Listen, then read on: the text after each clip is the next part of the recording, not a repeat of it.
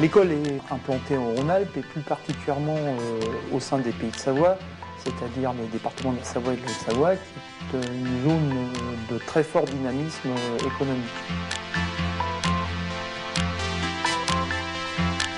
On est à cheval entre l'enseignement, la recherche et le milieu professionnel. Les étudiants qui vont suivre un cours donné par un enseignant-chercheur vont avoir l'avantage d'avoir un aspect généraliste avec les fondements, les bases, et l'avantage d'avoir des techniques de pointe.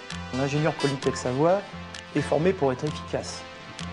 La qualité de sa formation est très riche, très variée et de très bon niveau. Je crois que nos ingénieurs savent rester humbles.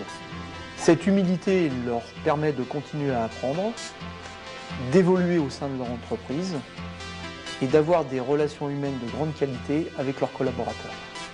Nos élèves, eh bien, ils vont avoir de l'information qui est directement utilisée par l'industrie et ça, je pense que c'est un vrai avantage.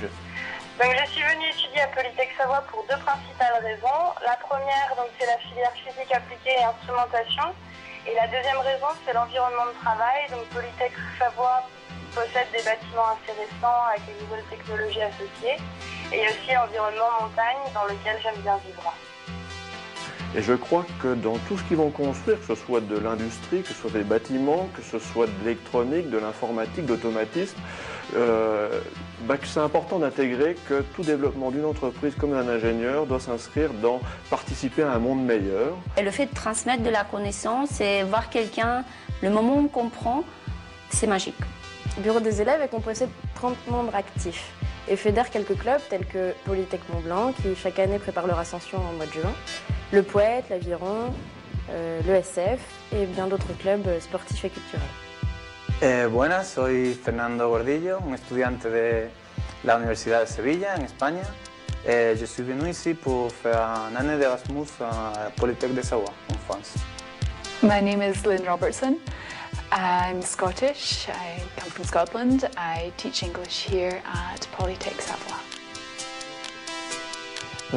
L'idée principale est de positionner nos futurs ingénieurs comme étant des acteurs du développement économique de demain, mais respectueux de l'environnement. Le président du conseil de l'école, Bernard Gréant, résume la position de l'école en une phrase qui se veut être une accroche un peu pour marquer les esprits. Il dit « Vous serez tous les ingénieurs du développement durable ».